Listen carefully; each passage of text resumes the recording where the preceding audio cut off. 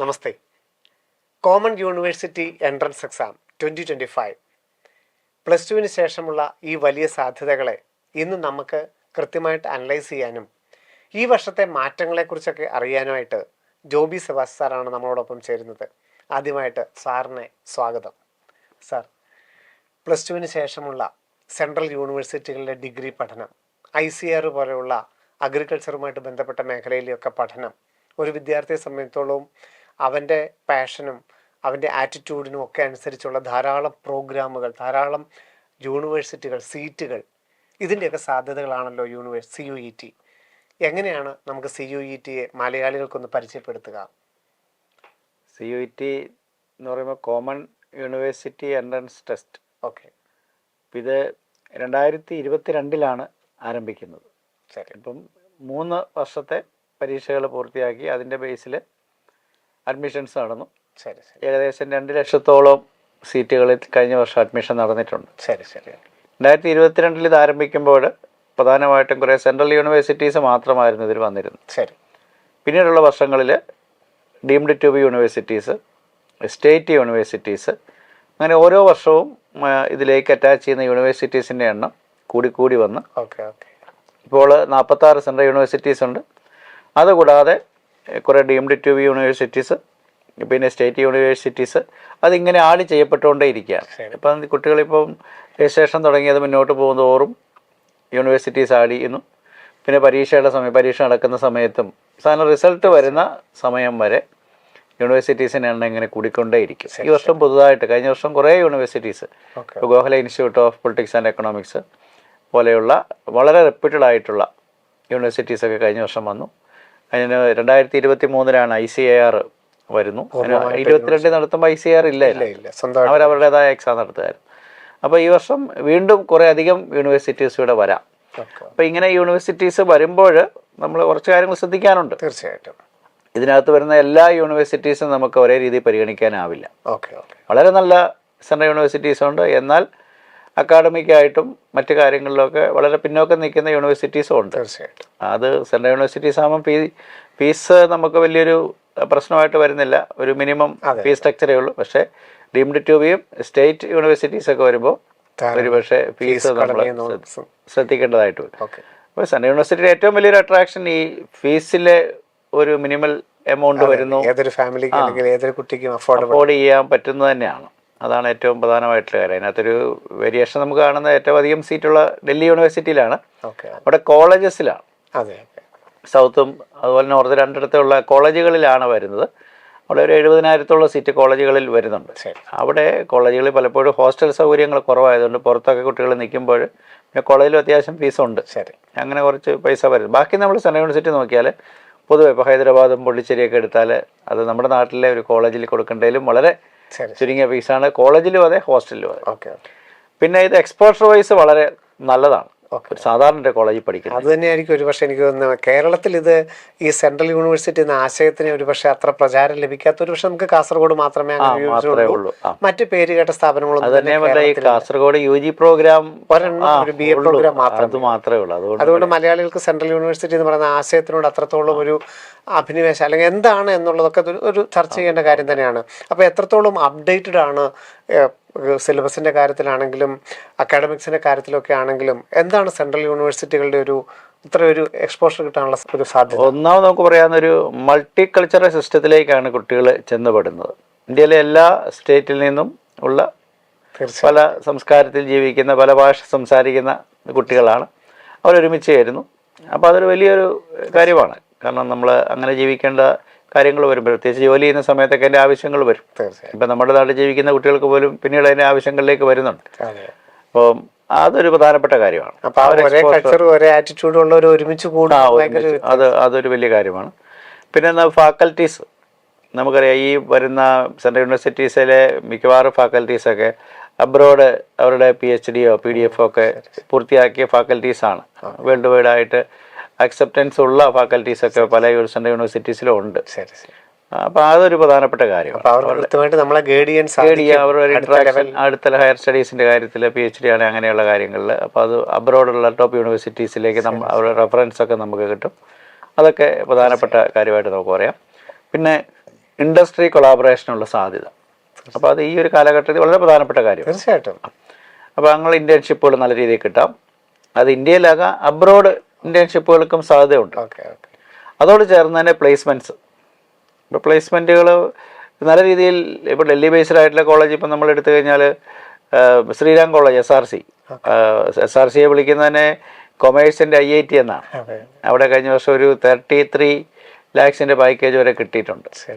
ഏത് BCom കഴിഞ്ഞ ഒരു കുട്ടിക്കാണെന്നുള്ളതാണ് നമ്മൾ മനസ്സിലാക്കേണ്ടത്. അവിടുത്തെ BCom അതുപോലെ BA എക്കണോമിക്സ് പോലെയുള്ളത്, അതുപോലെ മറ്റു പല കോളേജുകളുണ്ട്. അതിനോട് ചേർന്ന് തന്നെ അതോട് നമുക്ക് കൂട്ടി പറയാവുന്നത് ഹാൻസ് ഉണ്ട്, രാംജാസ് ഉണ്ട്, ഹിന്ദു കോളേജ് ഉണ്ട്, സെൻറ്റ് സ്റ്റീഫൻസ് വളരെ ഫേമസ് ആണ്, LSR ലേഡി ശ്രീരാം. അപ്പം അതൊരു പ്രധാനപ്പെട്ട കാര്യമാണ്. പിന്നെ നമുക്കൊരു സെൻട്രൽ യൂണിവേഴ്സിറ്റിയാണിത് എന്ന് പറയുമ്പോൾ സെൻട്രലി ഫണ്ടഡ്. സെൻട്രലി ഫണ്ടഡ് ആകുമ്പം നല്ല വൈഡായിട്ടുള്ള ഒരു ഏരിയ, നല്ലൊരു ക്യാമ്പസ് ഇവർക്ക് കിട്ടും. അതുപോലെ തന്നെ സെൻട്രൽ ഫണ്ട് നന്നായിട്ട് വരുന്നതുകൊണ്ട് ഇൻഫ്രാസ്ട്രക്ചറും വളരെ നല്ലതായിരിക്കാനുള്ള സാധ്യതയാണ് പൊതുവെ.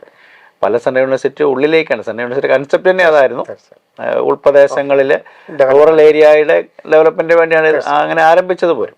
മൻമോഹൻ സിംഗിൻ്റെ പ്രത്യേക ഒരു നിർദ്ദേശം ഉണ്ടായിരുന്ന ആ ഒരു കാര്യത്തിൽ. അപ്പോൾ അങ്ങനെയാണ് ഇത് ആരംഭിക്കുന്നത്. അപ്പോൾ ആ ഒരു പ്രദേശത്തെ ആളുകൾക്ക് കൂടുതൽ അവസരം കിട്ടുമല്ലോ എന്നുള്ളൊരു കൺസെപ്റ്റിലാണ് ഇത് ഇങ്ങനെ വരുന്നത്. നമ്മുടെ കാസർഗോഡ് പെരിയയിലാണ് ഇതുള്ളത്. അപ്പോൾ അവിടെ ആരംഭിക്കാനുള്ള കാരണവും അത് തന്നെയാണ്, പ്രധാനപ്പെട്ട കാരണം. അത് ഫീസിന്റെ കാര്യം നമ്മൾ പറഞ്ഞു, ഏതൊരു ഫാമിലിക്കും അഫോർഡബിൾ ആയിരിക്കും എന്നുള്ളത്. അതെ. പിന്നെ അബ്രോഡ് ആണെങ്കിലും ഇപ്പം ഡൽഹിയിലെ യൂണിവേഴ്സിറ്റിയിലെ programs abroad US UK US കാനഡയിലൊക്കെ പൊതുവെ ഒരു 4 year ഡിഗ്രി ആക്സെപ്റ്റ് ചെയ്യുന്നു. ഇവിടുത്തെ 3 ആണെങ്കിലും പല യൂണിവേഴ്സിറ്റീസ് ആക്സെപ്റ്റ് ചെയ്യുന്നു. ഡൽഹി യൂണിവേഴ്സിറ്റിയുടെ പ്രോഗ്രാമൊക്കെ ആ രീതിയിൽ എടുക്കുന്നുണ്ട്. പിന്നെ ഒരുപാട് പ്രോഗ്രാംസ് ഉണ്ട്. അപ്പോൾ UG 3 year UG ഉണ്ട്, 4 year UG ഓണേഴ്സ് ഉണ്ട്. അതെടുത്താൽ പിന്നെ 1 year PG ചെയ്താൽ മതി. പിന്നെ ഇൻ്റഗ്രേറ്റഡ് പ്രോഗ്രാംസ് ഉണ്ട്.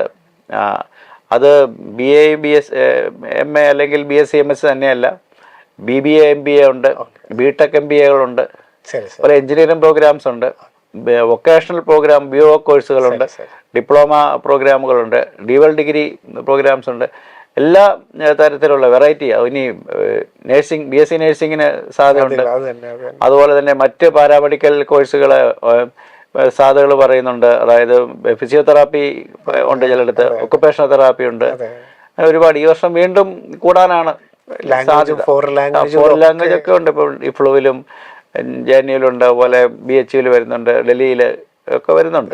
അപ്പോൾ ഒരുപാട്. അപ്പം അതുകൊണ്ട് തന്നെയാണ് നമ്മളുടെ അടുത്ത ചോദ്യവും. അതായത് ഇപ്പോൾ സാർ കൊമേഴ്സിൻ്റെ എക്കണോമിക്സിൻ്റെ അല്ലെ പല കാര്യങ്ങൾ പറഞ്ഞു, അത്രയധികം പ്രോഗ്രാമുകൾ പറയും. അപ്പം +1 +2 എന്ത് പഠിച്ചു എന്ന് നോക്കാതെ തന്നെ നമുക്ക് നമ്മുടെ പാഷൻ അനുസരിച്ച് ഒരു വിദ്യാർത്ഥിക്ക് അവൻ്റെ കരിയർ ഫിക്സ് ചെയ്യാൻ സാധിക്കുന്നതാണ് സെൻട്രൽ യൂണിവേഴ്സിറ്റികളുടെ പഠനം. അപ്പം +1 +2 അവനവൻ പഠിച്ച സബ്ജക്റ്റ് വെച്ച് പരീക്ഷ എഴുതി ഇനി UG ഏത് പ്രോഗ്രാമിലോട്ടും ചെയ്യാനുള്ളൊരു സാധ്യത, അത് എത്രത്തോളം കുട്ടികൾ ആദ്യം തന്നെ ഇതിനെക്കുറിച്ച് എവിടെ യൂണിവേഴ്സിറ്റി, അവിടുത്തെ കോഴ്സുകൾ എന്തെല്ലാം, അതിന് ഞാൻ ഏത് പരീക്ഷകൾ എഴുതണം, ഇതിനെക്കുറിച്ചൊരു ധാരണ ഉണ്ടായിട്ട് വേണം നമ്മൾ CUET ഓൺലൈൻ ആപ്ലിക്കേഷനിലോട്ട് കിടക്കാനായിട്ടല്ലേ? അതെ, തീർച്ചയായിട്ടും അതിനൊരു പ്രിയോറിറ്റി സെറ്റ് ചെയ്യേണ്ടതുണ്ട്. തീർച്ചയായും. ഈ വർഷം പറയുന്നുണ്ട്, നമ്മൾ കഴിഞ്ഞ വർഷം വരെ കൃത്യമായിട്ട് പറയുന്നുണ്ട് പഠിച്ച വിഷയങ്ങളിൽ മാത്രമേ പരീക്ഷ എഴുതാവുള്ളൂ എന്ന്. ശരി. പക്ഷേ ഈ വർഷം അങ്ങനെ പറയുന്നില്ല. പഠിക്കാത്ത വിഷയം വേണേൽ എഴുതാം. പക്ഷെ അവിടെ ഒരു കാര്യമുണ്ട്, ആ വിഷയം നമ്മൾ എഴുതിയാൽ നമ്മൾ ആഗ്രഹിക്കുന്ന യൂണിവേഴ്സിറ്റിയുടെ എലിജിബിലിറ്റി ക്രൈറ്റീരിയ നമ്മൾ നോക്കണം. അത് സാറ്റിസ്ഫൈ ചെയ്തെങ്കിലേ നമുക്ക് അതുവഴി കിട്ടുന്നുള്ളൂ. അപ്പോൾ വളരെ ശ്രദ്ധിച്ച് വേണം ഈ വർഷം നമ്മൾ. അതായത് യൂണിവേഴ്സിറ്റി ചിലപ്പോൾ പറയും +1 +2 നിങ്ങൾ ഇന്ന സബ്ജക്റ്റ് പഠിച്ചിരിക്കണം, അതിന് 50% മാർക്ക് വേണമെന്ന് പറയാം. അപ്പോൾ അതും കൂടെ നമ്മൾ നോക്കിയിരിക്കണം, എലിജിബിലിറ്റി ക്രൈറ്റീരിയ പരീക്ഷ എഴുതാൻ എടുക്കുന്ന സബ്ജക്റ്റുകളിൽ. ഈ വർഷം മുൻ വർഷങ്ങളിലേക്കാളും വളരെ ശ്രദ്ധിച്ച് വേണം ചെയ്യാൻ. കാരണം 5 വിഷയങ്ങൾ മാത്രമേ എഴുതാനുള്ള സാധ്യതയുള്ളൂ. അതും ഇംഗ്ലീഷും ജനറൽ ടെസ്റ്റും അടക്കം 5 സബ്ജക്റ്റുകൾ മാത്രമേ നമുക്ക് എഴുതാൻ സാധ്യതയുള്ള. 37 എന്ന് പറയുമ്പോൾ 13 ലാംഗ്വേജസ് ഉണ്ട്. അപ്പോൾ 13 ലാംഗ്വേജിൽ നിന്ന് നമുക്ക് സ്വാഭാവികമായിട്ടും സെലക്ട് ചെയ്യാവുന്ന, അല്ലെങ്കിൽ എല്ലാ യൂണിവേഴ്സിറ്റീസും പരിഗണിക്കുന്ന ഒരു ലാംഗ്വേജ് എന്ന് പറയുന്നത് ഇംഗ്ലീഷാണ്. അപ്പോൾ അവിടെ നമുക്ക് ഇംഗ്ലീഷിലേക്ക് നമ്മൾ ലിമിറ്റഡ് ആയി ലാംഗ്വേജിൻ്റെ കാര്യത്തിൽ. രണ്ടാമത്തേതെന്ന് പറയുമ്പോൾ ഡൊമൈൻ സബ്ജക്റ്റാണ്. ഡൊമൈൻ സബ്ജക്റ്റുകൾ പല സ്പെസിഫിക് ആയിട്ടുള്ള ലീഗൽ ആപ്റ്റിറ്റ്യൂഡ്, ടീച്ചിങ് ആപ്റ്റിറ്റ്യൂഡ് അതൊക്കെ ഒഴിവാക്കിക്കൊണ്ട് 23 ആക്കി ചുരുക്കി. ആ 23 ഡൊമൈൻ സബ്ജക്റ്റുകൾ പ്രധാനപ്പെട്ടതാണ്. ആ ഡൊമൈൻ സബ്ജക്റ്റുകൾ നമ്മൾ നോക്കണം. അപ്പം നമുക്ക് ഇവിടെ ചെയ്യാവുന്ന ഒരു കാര്യം, നമ്മൾ ആദ്യം പോകുന്ന ഒരു കോഴ്സ് സെലക്ട് ചെയ്യുക. ഫോർ എക്സാമ്പിൾ ഫിസിക്സ് ആണെന്ന് വിചാരിക്കാം. അപ്പോൾ ഡൽഹി യൂണിവേഴ്സിറ്റിയിൽ ഫിസിക്സ് പഠിക്കണം. ഇനി ഡൽഹി യൂണിവേഴ്സിറ്റി എനിക്ക് കിട്ടിയില്ലെങ്കിൽ ഹൈദരാബാദ് സെൻട്രൽ യൂണിവേഴ്സിറ്റിയിലെ 5 ഇയർ ഇൻ്റഗ്രേറ്റഡ് പഠിക്കണം. ഇനി അവിടെയും കിട്ടിയില്ലെങ്കിൽ പോണ്ടിച്ചേരി സെൻട്രൽ യൂണിവേഴ്സിറ്റിയിലെ MSc ഫിസിക്സ് ചെയ്യണം. അപ്പോൾ അങ്ങനെ നമ്മുടെ പ്രിയോറിറ്റീസ് ഒന്ന് സെറ്റ് ചെയ്യുന്നു. ആദ്യം സെറ്റ് ചെയ്യുന്നു. എന്നിട്ട് നമ്മൾ നോക്കുന്നു ഈ ഫിസിക്സ് ഡൽഹി യൂണിവേഴ്സിറ്റി പഠിക്കണമെങ്കിൽ ഡൽഹി യൂണിവേഴ്സിറ്റിയുടെ അവരുടെ വെബ്സൈറ്റ് കൃത്യമായിട്ട് കിടപ്പുണ്ട്. അവർ അവരുടെ ഡൊമൈൻ സബ്ജക്റ്റ് അവർ 2 തിരിച്ചിട്ടുണ്ട്. 1Aയും 1B എന്നും എടുത്തിട്ടുണ്ട്. അപ്പോൾ ആ 1Aയും 1Bയും അത് നോക്കണം. അപ്പോൾ അവരുടെ റിക്വയർമെൻറ്റ് എന്താണ്? ഡൽഹി യൂണിവേഴ്സിറ്റിയിലെ ഒരു കോളേജിൽ ഫിസിക്സ് BSc ചെയ്യണമെങ്കിൽ അതിന് പറയുന്ന എലിജിബിലിറ്റിയും അതിന് എഴുതേണ്ട ഡൊമൈൻ സബ്ജക്റ്റും കിടപ്പുണ്ട്. ആ ഡൊമൈൻ സബ്ജക്റ്റ് ഏതൊക്കെയാണെന്ന് നോക്കണം. അപ്പം മിക്കവാറും 3 സബ്ജക്റ്റ് ആയിരിക്കും. അപ്പോൾ കുട്ടിക്ക് ഫിസിക്സും കെമിസ്ട്രിയും മാത്സും സെലക്ട് ചെയ്യാം. അപ്പോൾ തന്നെ 3 1 4 ആയി കഴിഞ്ഞു. ഇനി വേറൊരു യൂണിവേഴ്സിറ്റിയിലേക്ക് ഇപ്പോൾ ഹൈദരാബാദിലേക്ക് വരുമ്പോഴും ഇങ്ങനെയൊക്കെ തന്നെ ആയിരിക്കും. ഇനി അവന് ഫിസിക്സ് ഇല്ലെങ്കിൽ രണ്ടാമതൊരു ഓപ്ഷൻ എന്ന് പറയുന്നത് ഒരു പക്ഷേ അവൻ ഈ സയൻസിൽ നിന്ന് ക്രോസ് ചെയ്ത് ഒരു ആർട്സ് സബ്ജക്റ്റിലേക്ക് പോകാൻ ആഗ്രഹം ഉണ്ടെങ്കിൽ, ഇപ്പോൾ പോണ്ടിച്ചേരി പഠിക്കണമെങ്കിൽ അവൻ്റെ ജനറൽ ആപ്റ്റിറ്റ്യൂഡ് ടെസ്റ്റ് കൃത്യമായിട്ട് അത് എഴുതിയിരിക്കണം. തീർച്ചയായിട്ടും ഈ ലാംഗ്വേജിന്റെ കാര്യം പറഞ്ഞത് തന്നെ. അപ്പോൾ ജനറൽ ആപ്റ്റിറ്റ്യൂഡ് ടെസ്റ്റ് വളരെ പ്രധാനപ്പെട്ടതാണ്. അപ്പോൾ അങ്ങനെ ഒരു ഇപ്പോൾ ഡൽഹി കിട്ടിയില്ല എങ്കിൽ, ഹൈദരാബാദും കിട്ടിയില്ല എങ്കിൽ പോണ്ടിച്ചേരിയിലെ ഒരു സീൽ പ്രോഗ്രാം വളരെ ഫേമസ് ആയിട്ടുള്ള പ്രോഗ്രാമാണ്. അല്ലെങ്കിൽ അവിടുത്തെ ജിയോളജി അല്ലെങ്കിൽ അവിടുത്തെ ഹിസ്റ്ററി അങ്ങനെ എന്തെങ്കിലുമൊക്കെ പഠിക്കണമെന്ന് ആഗ്രഹിക്കുന്നു. അപ്പോൾ അങ്ങനെ വരുമ്പോൾ ജനറൽ ആപ്റ്റിറ്റ്യൂഡ് ടെസ്റ്റ് എഴുതണം. അപ്പോൾ 5 എണ്ണം ആയി കഴിഞ്ഞു. 5 എണ്ണമായി. ഇനി ചിലയിടത്ത് വളരെ ചുരുക്കം ഈ വർഷം അവരുടെ ക്രൈറ്റീരിയ ഒക്കെ മാറ്റുമായിരിക്കും. ഇപ്പോൾ ഹൈദരാബാദൊക്കെ അവർ 4 സബ്ജക്റ്റ് ചില പ്രോഗ്രാമിൽ പറയുന്നുണ്ടായിരുന്നു. അപ്പോൾ ആ 4 ഇംഗ്ലീഷും കൂടെ ആകുമ്പോൾ തന്നെ 5 സബ്ജക്റ്റുകളാകും. അതെ. ഇനി സബ്ജക്റ്റ് ഫിസിക്സ് അല്ലെങ്കിൽ കെമിസ്ട്രിയാണ് പഠിക്കുന്നെങ്കിൽ അതിൻ്റെ നോക്കണം. ബയോളജി ആണെങ്കിൽ അതിന് നോക്കണം. മാത്സിൻ്റെ ആണെങ്കിൽ അതിന്. അപ്പോൾ കൃത്യമായിട്ട് നമ്മൾക്കുള്ള ആ ഓരോ യൂണിവേഴ്സിറ്റിയും എഴുതേണ്ടതായിട്ട് ആ നമ്മൾ ആഗ്രഹിക്കുന്ന പ്രോഗ്രാമിൽ അഡ്മിഷൻ എടുക്കാൻ വേണ്ടി എഴുതേണ്ട ഡൊമൈൻ സബ്ജക്ട്സ് ഏതാണെന്ന് കൃത്യമായിട്ട്. ഇപ്പം ICARന്റെ അഗ്രി പ്രോഗ്രാം വരുമല്ലോ, അഗ്രി പ്രോഗ്രാം അഗ്രികൾച്ചർ ഉൾപ്പെടെ തന്നെ. അപ്പം ഫിസിക്സ് കെമിസ്ട്രി മാത്സും വരും, ഫിസിക്സ് കെമിസ്ട്രി ബയോളജി ഏത് വേണമെങ്കിലും എഴുതാം. അപ്പോൾ ഇവിടെ ഒരു ലിമിറ്റേഷൻ വരുന്നത് ഈ 4ഉം കൂടെ എഴുതാൻ പോയി കഴിഞ്ഞാൽ 4 1 5 ഇംഗ്ലീഷൂടെ ആകുമ്പോൾ 5 എണ്ണം ആയി കഴിഞ്ഞു. പുറത്ത് വേറെ എന്തെങ്കിലും ഒരു ആഗ്രഹം ഉണ്ടെങ്കിൽ ഒരു പക്ഷേ അത് സാറ്റിസ്ഫൈ ചെയ്യാൻ സാധിക്കാതെ വരും. അപ്പോൾ അത് ശ്രദ്ധിച്ച് അത് നോക്കി എഴുതണം എന്നുള്ള പ്രധാനപ്പെട്ട. അപ്പോൾ അങ്ങനെ പ്രിയോറിറ്റി സെറ്റ് ചെയ്യുക. എന്നിട്ട് യൂണിവേഴ്സിറ്റിയുടെ സൈറ്റിൽ പോയി നോക്കുക അവർ പറഞ്ഞിരിക്കുന്ന ഡൊമൈൻ സബ്ജക്റ്റ് ഏതാണെന്ന്. അതോടൊപ്പം തന്നെ എലിജിബിലിറ്റി, നമ്മൾ സ്ട്രീമൊക്കെ ക്രോസ് ചെയ്ത് അല്ലെങ്കിൽ +2 പഠിക്കാത്ത ഏതെങ്കിലുമൊക്കെ എഴുതാൻ ആഗ്രഹിക്കുന്നുണ്ടെങ്കിൽ കൃത്യമായിട്ട് നോക്കണം. എലിജിബിലിറ്റി ക്രൈറ്റീരിയ കൂടെ നോക്കിയിട്ട് വേണം നമ്മൾ ചെയ്യാൻ. യൂണിവേഴ്സിറ്റി സെലക്ട് ചെയ്യുക എന്നുള്ളത് ഇപ്പം വലിയ പ്രധാനപ്പെട്ട കാര്യമാണ്. അതെ, അതിനല്ല പ്രാധാന്യം. പക്ഷെ നമ്മൾ പരീക്ഷ എഴുതുന്നതിനുള്ള ഈ 5 സബ്ജക്റ്റുകൾ സെലക്ട് ചെയ്യുക എന്നുള്ളതിനാണ് ഏറ്റവും വലിയ പ്രാധാന്യം. അതിൽ 3 സബ്ജക്റ്റുകൾ നമുക്ക് നിർബന്ധമായിട്ട് എഴുതാം. അല്ല, നമുക്ക് ആകെ 5 എണ്ണം എഴുതാം. ആ 5 എണ്ണത്തിൽ ഇംഗ്ലീഷും ജനറൽ ആപ്റ്റിറ്റ്യൂഡ് ടെസ്റ്റ് ഉൾപ്പെടെയാണ് 5. അപ്പൊ പിന്നെ നമുക്ക് സബ്ജക്റ്റ് 3 എണ്ണം. ഇനി ജനറൽ ആപ്റ്റിറ്റ്യൂഡ് ടെസ്റ്റ് എഴുതുന്ന നിർബന്ധമൊന്നുമില്ല കേട്ടോ. അങ്ങനെയാണെങ്കിൽ 4 1 5 അങ്ങനെ നമുക്ക് ജനറൽ ടെസ്റ്റ് എഴുതുകയാണെങ്കിൽ നമ്മുടെ സാധ്യതകൾ കൂടുകയാണ്. 3 സബ്ജക്റ്റിന് 1000 രൂപ ഫീസാണ്. പിന്നെയുള്ള ഓരോന്നിനും 400 വീതം വരുന്നു. പിന്നെ പരീക്ഷയെ സംബന്ധിച്ച് പറഞ്ഞാൽ ആ മാറ്റങ്ങളും കൂടെ നമുക്ക് ഈ വർഷത്തെ മാറ്റങ്ങളും, ഈ വർഷം പരീക്ഷയുടെ സ്ട്രക്ചറിലും മാറ്റമുണ്ട്. കമ്പ്യൂട്ടർ ബേസ്ഡ് ടെസ്റ്റ് മാത്രമേ ഉള്ളൂ. അത് മൾട്ടി ഡേയ്സിലായിരിക്കും. പല ദിവസം നമ്മൾ പരീക്ഷ എഴുതേണ്ടി വരും. അതുപോലെ മൾട്ടി സെഷനും ആയിരിക്കും. പല ഷിഫ്റ്റുകളിലായിട്ട് എഴുതേണ്ടി വരും. പല ദിവസങ്ങൾ എഴുതേണ്ടി വരും. 50 ക്വസ്റ്റ്യൻസാ ഉള്ളത്. മൾട്ടിപ്പിൾ ചോയ്സ് ആണ്. ഏതെടുത്ത എന്താണേലും നമ്മൾ കഴിഞ്ഞ പ്രാവശ്യമൊക്കെ വേരിയേഷൻ ഉണ്ടായിരുന്നു. നമ്പർ വേരിയേഷൻ ഉണ്ടായിരുന്നു, ചോയ്സ് ഉണ്ടായിരുന്നു. അപ്പോൾ 60 ക്വസ്റ്റിന് 50 എഴുതിയ അങ്ങനെയൊക്കെ ഉണ്ട്. ഇതൊന്നുമില്ല. 50 ക്വസ്റ്റ്യൻ കമ്പൽസറിയാണ്. 40 എഴുതിയുള്ളെങ്കിൽ 40 മാർക്കേ കിട്ടുള്ളൂ. 50 കമ്പൽസറി, ചോയ്സ് ഇല്ല. അപ്പോൾ 50 ക്വസ്റ്റ്യൻ എഴുതുക. 1 മണിക്കൂർ സമയമുണ്ട്. എല്ലാ MCQ തന്നെ. എല്ലാ MCQ. ഒരു ക്വസ്റ്റിന് നമ്മൾ കറക്റ്റ് ആൻസർ ആണെങ്കിൽ 5 മാർക്ക് കിട്ടും. ആൻസർ റോങ് ആണെങ്കിൽ -1. സാധാരണ കാണുന്നില്ലാത്തവരാണ് 5 -1. ഒന്നുകിൽ 4 -1 അല്ലെങ്കിൽ 3 -1 ആണ് നമ്മൾ കേൾക്കുന്നത്. ഇത് 5 -1. തീർച്ചയായിട്ടും അതിനും ഒരു ലക്ഷ്യം തീർച്ചയായിട്ടും ഉണ്ടാവും. അത് അറിഞ്ഞുകൊണ്ട് തന്നെ സെലക്ട് ചെയ്തായിരിക്കാം. കുട്ടികൾ മാക്സിമം അത് ക്വസ്റ്റ്യൻസ് അറ്റൻഡ് ചെയ്യാനുള്ള ഒരു സാധ്യത ഉണ്ട്. പിന്നെ +2വിന്റെ സിലബസ് ആണ്. +2വിന്റെ ഡിലീറ്റഡ് പോർഷൻസ് ഇല്ല, അത് ഒഴിവാക്കിയിട്ടുണ്ട്. NCERT ആണ്. അപ്പം നമ്മൾ JEE-നും നീറ്റിനും ഒക്കെ ഒഴിവാക്കിയിട്ടുണ്ട്. അതുപോലെ തന്നെ അതേ സിലബസ് ഫസ്റ്റ് ഇയർ ഇല്ല, സെക്കൻഡ് ഇയർ മാത്രം +2. അത് +1ന്റെ കണ്ടന്റ് വരുന്നില്ല. അപ്പൊ +2 മാത്രം പഠിച്ചാൽ മതി. +2വിന്റെ പോർഷൻസ് ആണ് അതിനകത്ത് വരുന്നത്. ഇപ്പൊ അങ്ങനെ നമ്മൾ പല ദിവസങ്ങളിൽ പരീക്ഷ എഴുതുന്നു. ആ പരീക്ഷയുടെ സ്കോർ നമുക്ക് അവസാനം ഇതിനൊരു റാങ്ക് ലിസ്റ്റ് ഒന്നുമില്ല. അതാണ് ഈ പരീക്ഷയുടെ പ്രത്യേകത. NDA പരീക്ഷ നടത്തുന്ന മാത്രമേ റാങ്ക് ലിസ്റ്റ് ഒന്നുമില്ല. പകരം നമ്മൾ ചെയ്യേണ്ടത് നമുക്ക് പെർസെൻറ്റേജ് സ്കോർ കിട്ടിക്കഴിയുമ്പോൾ ഇപ്പോൾ നമ്മൾ എഴുതുന്ന സബ്ജക്റ്റിനെല്ലാം സ്കോർ കിട്ടും. അതെ.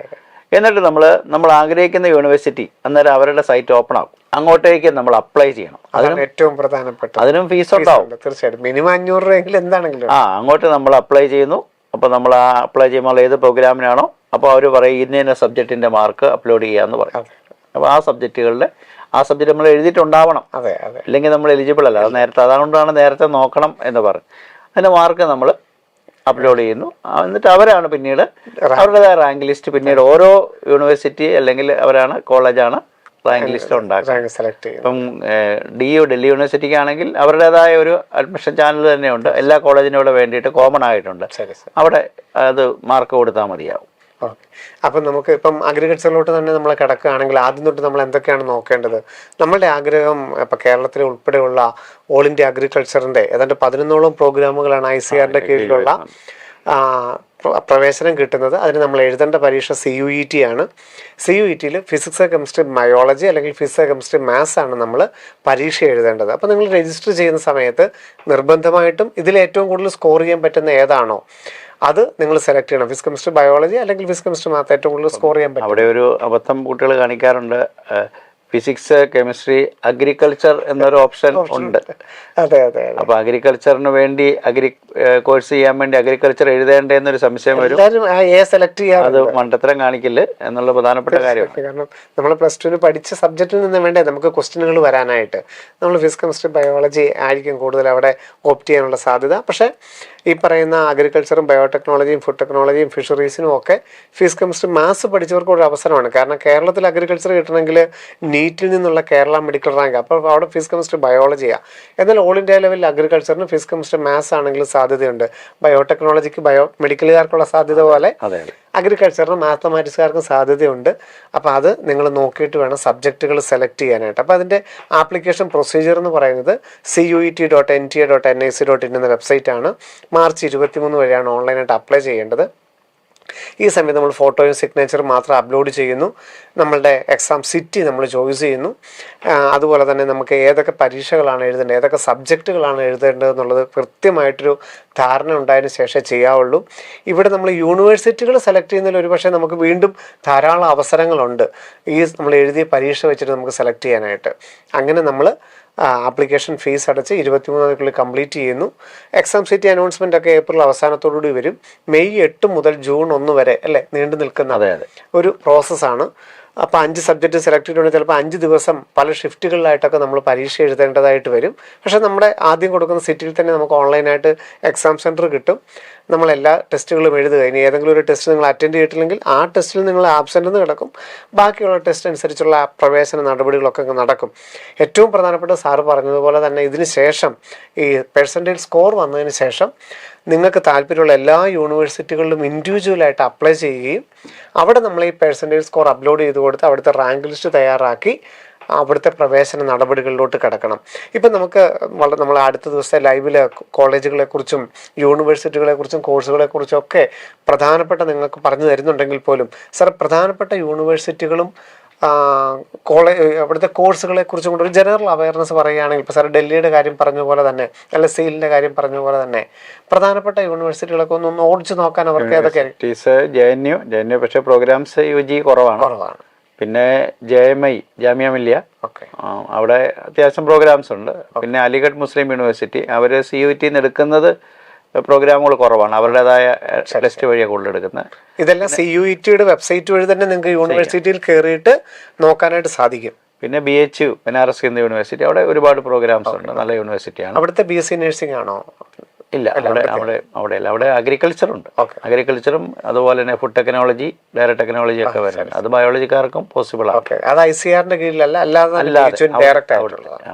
അവിടെയും ഒരു 15% സീറ്റ് ICARന്റെ കീഴിൽ വരുന്നുണ്ട്. പിന്നെ ഹൈദരാബാദ് സെൻട്രൽ യൂണിവേഴ്സിറ്റി അവിടെ ഇൻ്റഗ്രേറ്റഡ് 5 ഇയർ പ്രോഗ്രാംസ് ആണ് എല്ലാം. അത് MSc ആണെങ്കിലും MA ആണെങ്കിലും. പിന്നെ പോണ്ടിച്ചേരി സെൻട്രൽ യൂണിവേഴ്സിറ്റി നല്ല യൂണിവേഴ്സിറ്റിയാണ്. പിന്നെ central university Haryana, central university of Rajasthan, Tezpur university, Tamil Nadu central യൂണിവേഴ്സിറ്റിയും കുഴപ്പമില്ല, അത്യാവശ്യം നല്ല യൂണിവേഴ്സിറ്റിയാണ്. പിന്നെ ഇപ്പോഴും English and foreign language university. പിന്നെ എക്കണോമിക്സ് താല്പര്യമുള്ളവർക്ക് Gokhale institute of politics and economics Pune, അതുപോലെ തന്നെ എക്കണോമിക്സിന് നല്ലൊരു ഇൻസ്റ്റിറ്റ്യൂട്ട് ബാംഗ്ലൂരുണ്ട്, വളരെ നല്ലൊരു ഇൻസ്റ്റിറ്റ്യൂട്ടാണ്, നല്ല ഇൻഫ്രാസ്ട്രക്ചറുണ്ട്. ബാബ ബേസ് എന്നറിയപ്പെടും, Baba Ambedkar school of economics BASE BSc. അപ്പോൾ അത് അങ്ങനെയുള്ള ഇതൊക്കെ നമുക്ക് എടുത്ത് പറയാവുന്ന. അതെ അതെ. പിന്നെ അലഹബാദ് യൂണിവേഴ്സിറ്റി ഒരുപാട് കോഴ്സസും ഉണ്ട്. പിന്നെ ഡൽഹിയിൽ ഉള്ള മൗലാന യൂണിവേഴ്സിറ്റി, പിന്നെ നമ്മുടെ ബാംഗ്ലൂർ കൽക്കട്ടയിലുള്ള വിശ്വഭാരതി, ഇങ്ങനെ കുറെ അധികം യൂണിവേഴ്സിറ്റി. ഇതിനകത്ത് പ്രൈവറ്റ് മേഖലയിലുള്ള ഏതെങ്കിലും കോളേജ്, ഇപ്പൊ LPUനൊക്കെ ഒത്തിരി പേര് ചോദിക്കുന്നുണ്ട്, അവിടെയൊക്കെ ഒരു സാധ്യതകൾ നമ്മൾ പ്രൈവറ്റിലെ കുറെ എഞ്ചിനീയറിംഗ്, തോന്നുന്നു ഈ വർഷം കുറെ എഞ്ചിനീയറിംഗ് സീറ്റും കൂടി അല്ലെങ്കിൽ എഞ്ചിനീയറിംഗ് കോളേജ് കൂടി ഇങ്ങോട്ട് വരാം. ഇപ്പം ജെയിനൊക്കെ കഴിഞ്ഞ വർഷം വന്നിരുന്നു, അതുപോലെ അമിറ്റി എത്തിയിരുന്നു, അമിറ്റി വന്നിരുന്നു. അപ്പോൾ അങ്ങനെ കുറെ പ്രൈവറ്റ് സെക്ടറിൽ നിന്നുള്ളതും കൂടെ ഈ വർഷം കൂടുതൽ കടന്നു വരാൻ സാധ്യതയുണ്ട്. ഫീസ് സ്ട്രക്ചർ ശ്രദ്ധിച്ചിട്ട് സ്ട്രക്ചർ ഉയർന്നതായിരിക്കും, അത് ശ്രദ്ധിച്ചിട്ടാണ് അവർ ഈ ടെസ്റ്റിൽ നിന്ന് എടുക്കുന്നു എന്ന് മാത്രമേ ഉള്ളൂ. അതൊരു പരീക്ഷയാണ് എന്ന് മാത്രം കരുതിയാൽ മതി. നമുക്ക് മൊത്തത്തിൽ ഒരു എലിജിബിലിറ്റിക്ക് വേണ്ടിയിട്ട് ആൾക്കാർ സെപ്പറേറ്റ് എക്സാം നടത്തുന്നതിന് പകരം ഇതിനകത്തുനിന്ന് എടുക്കുന്നപ്പോൾ ഇവർ പാർട്ടിസിപ്പേറ്റ് ചെയ്യുന്നതായിട്ട് അറിയിക്കുന്നു മാത്രം. തീർച്ചയായിട്ടും മലയാളികൾ മനസ്സിലാക്കേണ്ട +2-ന് ശേഷമുള്ള ഓരോ വ്യക്തികൾക്കും, കാരണം അത്രയധികം പ്രോഗ്രാം, അതായത് 1000-ഓളം കോഴ്സുകളുണ്ട് അല്ലേ? വിവിധ കോഴ്സുകൾ നോക്കുകയാണെങ്കിൽ 1000-ൽ പരം കോഴ്സുകളാണ് ഇത്രയധികം സെൻട്രൽ യൂണിവേഴ്സിറ്റികളായിട്ട് നിങ്ങൾക്ക് കിടക്കുന്നത്. ഇപ്പോൾ ബയോളജി റിലേറ്റഡ് ആവാം, ഫിസിക്സ് റിലേറ്റഡ് ആവാം, ഏത് മേഖലകളിലെയും അപ്ഡേറ്റഡ് ആയിട്ടുള്ളതും കോർ സബ്ജക്റ്റ് ആയിട്ടുള്ള എല്ലാ കോഴ്സുകളും നിങ്ങൾക്ക് ഇവിടെ കാണാനായിട്ട് സാധിക്കും. അപ്പം ആദ്യം യൂണിവേഴ്സിറ്റി നോക്കുന്നു, അവിടെയുള്ള പ്രോഗ്രാമുകൾ നോക്കുന്നു. ഇപ്പോൾ ഫോറിൻ ലാംഗ്വേജുകളാണെങ്കിലും ഇപ്പോൾ ഒരു വ്യക്തിക്കൊരു ലാംഗ്വേജ്, ഇപ്പോൾ ഇംഗ്ലീഷ് ആയിരിക്കാം അല്ലെങ്കിൽ ഒരു ഫോറിൻ ലാംഗ്വേജ് ആയിരിക്കാം, അദ്ദേഹം എന്തൊക്കെയായിരിക്കും സെലക്ട് ചെയ്യേണ്ടി വരുന്നത്? ഫോറിൻ ലാംഗ്വേജ് അതിന് മിക്കവാറും സ്ഥലങ്ങളിലെല്ലാം അവർ ആവശ്യപ്പെടുന്നത് ഇംഗ്ലീഷും ജനറൽ ആപ്റ്റിറ്റ്യൂഡ് ടെസ്റ്റുമാണ്. അത് രണ്ട് ചോദിക്കാറുള്ള സബ്ജക്റ്റുകളൊന്നും വരാറില്ല. ഇനി ആ ഫോറിൻ ലാംഗ്വേജും ചോദിക്കുക, ഇപ്പൊ റഷ്യൻ ആണെങ്കിൽ റഷ്യൻ പറയുന്നില്ല, പല ഇംഗ്ലീഷും ജനറൽ ആപ്റ്റിറ്റ്യൂഡ് ടെസ്റ്റുമാണ് വരുന്നത്. 2 മതിയാവും. അതെടുത്ത് നമുക്ക് ഏത് ഫോറിൻ ലാംഗ്വേജിലേക്കും എഴുതാനായിട്ട് സാധിക്കും.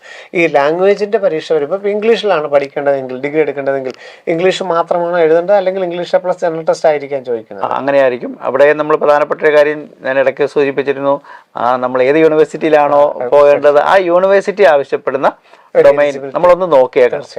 ആ ഒരു ഡൊമൈൻ സബ്ജക്ട് ലാംഗ്വേജിന്റെ ക്വസ്റ്റ്യൻ വരുമ്പോൾ MCQ എനിക്ക് തോന്നുന്നു മറ്റേ ഒരു പാരഗ്രാഫ് ബേസ്ഡ്. അത് ഇംഗ്ലീഷിന്റെ അങ്ങനെയാണ്. അവര് ആ രീതിയിലുള്ള ക്വസ്റ്റ്യൻസ് പാരഗ്രാഫ് നോക്കിയിട്ട് അതിനകത്തുള്ള ക്വസ്റ്റ്യൻസ് ആണ് കൂടുതലായിട്ടും കാണുന്നത്. പക്ഷേ അതിന്റെ മാർക്കിംഗ് സ്കീം ഒക്കെ ഇത് തന്നെ. അതന്നെ. പിന്നെ ജനറൽ ആപ്റ്റിറ്റ്യൂഡ് ആകുമ്പോൾ അതിനകത്ത് ജനറൽ നോളജ് ഉണ്ട്, കറണ്ട് അഫയേഴ്സ് ഉണ്ട്,